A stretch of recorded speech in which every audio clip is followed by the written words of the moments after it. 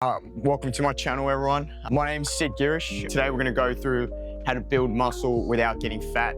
Okay, so the problem with traditional bulking is that people think you need to overeat and they use it as an excuse to overeat. But if you want to build lean muscle mass sustainably, then you must be in a calorie surplus, but only slightly. If you start exceeding that calorie surplus by a large margin, then that would mean that you put on excessive fat, which then is what tends to happen. You put on muscle at the same time, but you also put on a lot of fat, which is not doing it in a sustainable and natural way. You end up having a lot more muscle, but then you look at the scale weight, it's gone up drastically.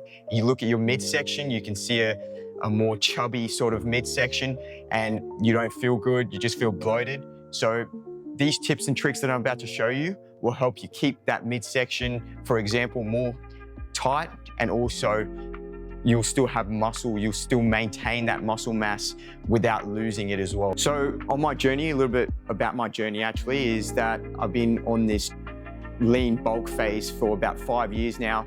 And traditionally when I started bulking, I would always get it wrong, thinking that you have to dirty bulk, as they call it. That what ended up happening was I was just feeling bloated and just lethargic every single day. Yes, I was hitting the gym maybe 5 times a week and, getting in good lifts, feeling somewhat energetic for my gym sessions, but at the same time, I was feeling really bloated in my midsection, wasn't feeling good in terms of my athletic physique. I just felt like I was putting on muscle, but I was putting on a lot of fat at the same time. So if you feel the same way and you want to sort of take an approach where you're lean bulking in a sustainable way, then over the past 2 years, I've been on a journey of doing this in a more sustainable way. So initially I was at 75 kilos when I started 2 years back on a program. And what ended up happening was I cut down to 64 kilos. This was just pure cardio. And I basically lost a lot of muscle mass, but I also got lean at the same time. Now, over the last year, I've decided that I wanted to get back up to 70 to 72 kilos this time around, but at a much lower body fat percentage and in a more sustainable way, instead of just eating a lot of food and using that as an excuse. So if you want to grow sustainably, then follow more for some more tips. Okay, so the goal isn't to gain weight fast, it's actually to improve your physique. Now, if you're doing this naturally, realistically, you want to be gaining 0.25 to 0.5 kilos of weight per week. So if you're currently eating, say, 2,400 calories, then you would increase that based on how much, based on a 0.25 to 0.5 kilo weight gain every week. And the nutritional breakup of what you need to be eating is simple. You're going to have your protein, your carbs, and your fats. With your proteins, you want to be getting 1.8 to 2.2 grams of protein per kilo of body weight.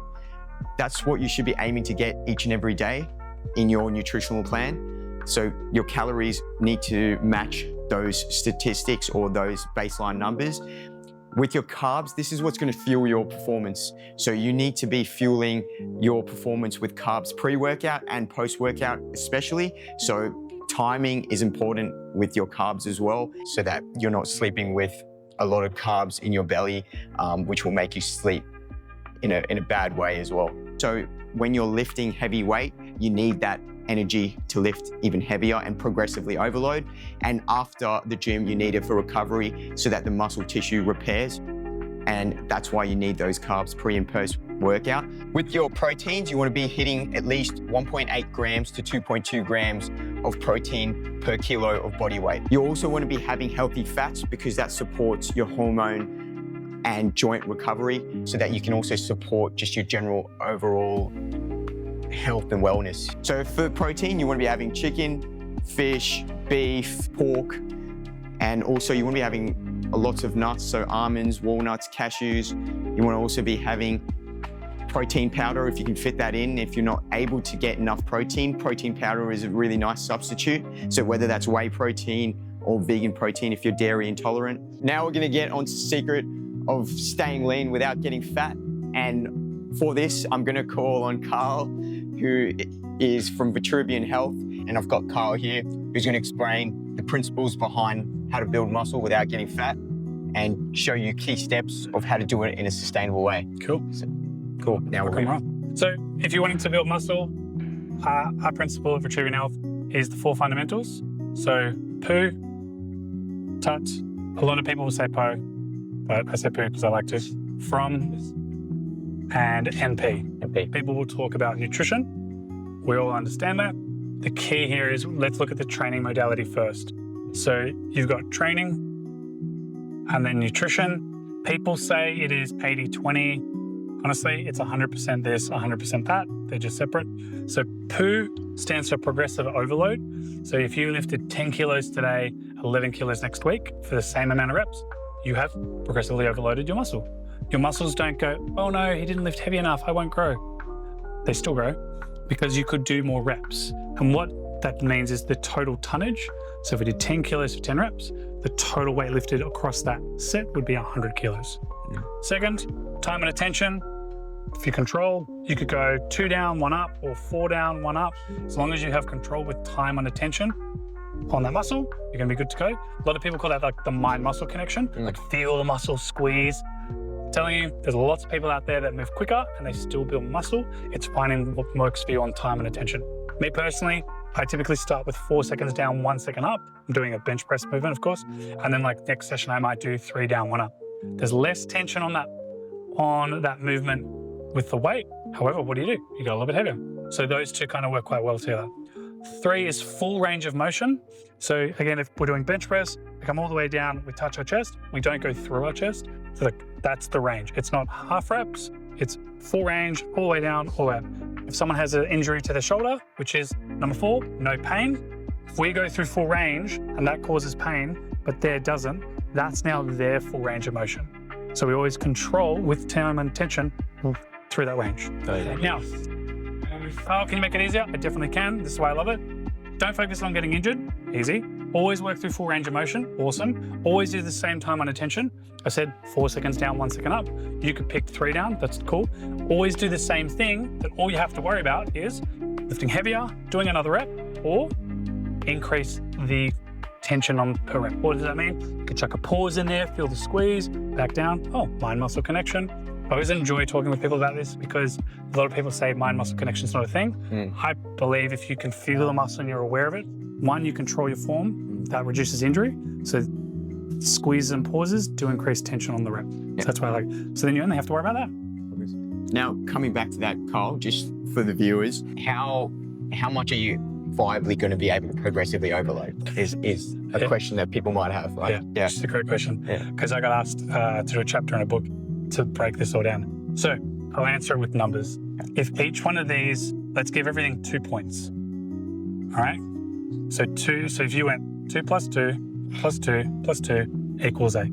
If you work through pain, you can still overload it. You can still work time and attention. You can still work through full range of motion. It's just going to be a harder time. So this 0 may affect all of these to be now 1.5. So it might be, oh, I just don't build the muscles in my arms, but I can build my calves and my quads. Okay, they'll still build a physique, but isn't as efficient as the 8. How long is that person going to be doing it for? Not very long. Yep. So a lot of, like, you've got Arnold Schwarzenegger, a lot of people, like the big names, they do push to failure and they do maybe not do some of this. However, how many of them are still training at 70, 80, 90? Yep. So from a longevity perspective, you followed all this, you might lift 100 kilos on a back squat. The other one that disregards it does 150, but they've blown their knee out twice. Yeah, they have a bit more muscle, but you're still able to train effectively without pain, no injury, and you're still enjoying your quality of life. So how to build muscle without getting fat and pain-free and enjoying life is how that is. Now, for the fat, getting fat, that's your nutrition, protein, fats, carbs. I typically go 2 times your body weight, 1 times your body weight, and then the rest makes you happy. So it's an easy metric to look at. And for you, we actually, I think we pushed this one higher because Sid, like, it was just a uncomfortable time to eat. Like, this guy was losing weight eating more. It's really cool. So for him, it was uncomfortable to eat more carbs. So we needed to push the fats up because that was easy to digest. And I'll probably go further. Think of your stomach. If you just eat fat, protein, fat with carbs. There's more volume in your stomach, less, no room. So sometimes less is best when it comes to intake of calories. So you need to work out your macros or your calorie intake. So a simple number that we do is 2 times your body weight, 1 times fat. And for those that are like, Carl, that's too much protein, you can go to 1.5, that's totally fine. I do 2 because I want to see what can people handle. We can go up to 4. And the formula is like, you look at lean mass and 4 times, but the numbers are like 1.5 up to 4.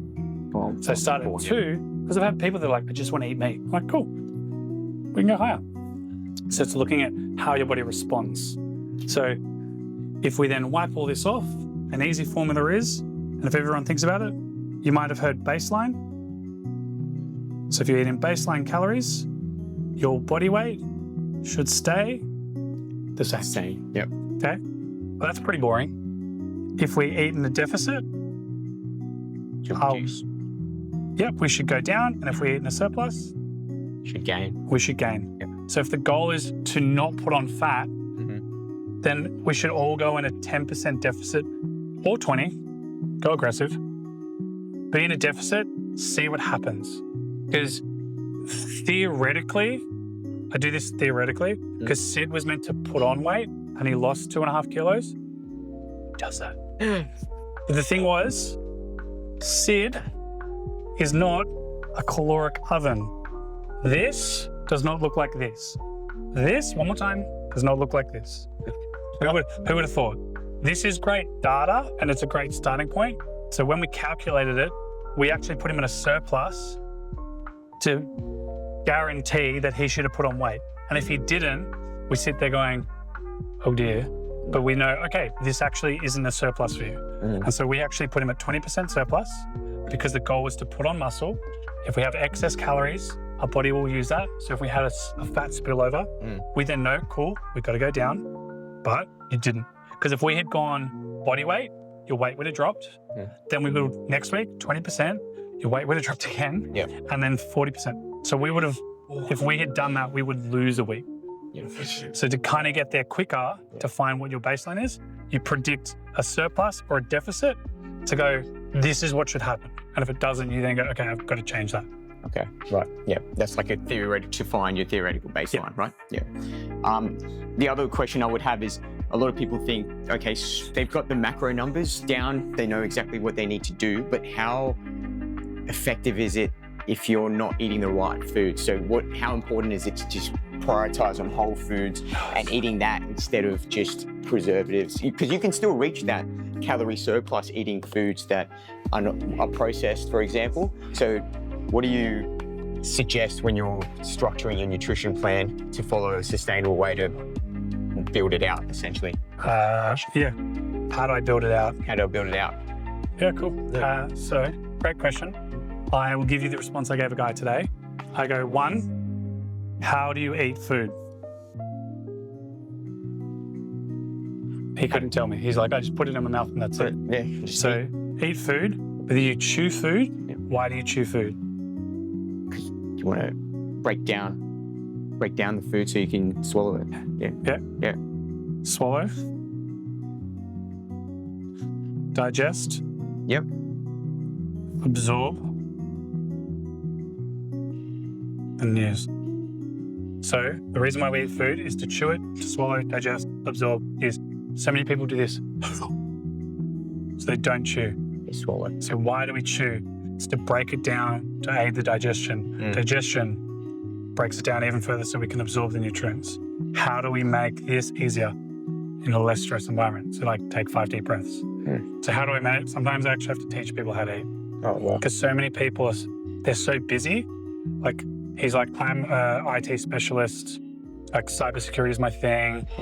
If we get hacked, we lose hundreds of millions of dollars. I'm like, oh, that's not stressful, losing hundreds of millions of dollars. He's like, oh, well, you know, I'm like, dude, maybe just like when you eat, just take 5 breaths. And it's easy to say that. So for him, he's like, well, sometimes I don't get to. I'm like, cool.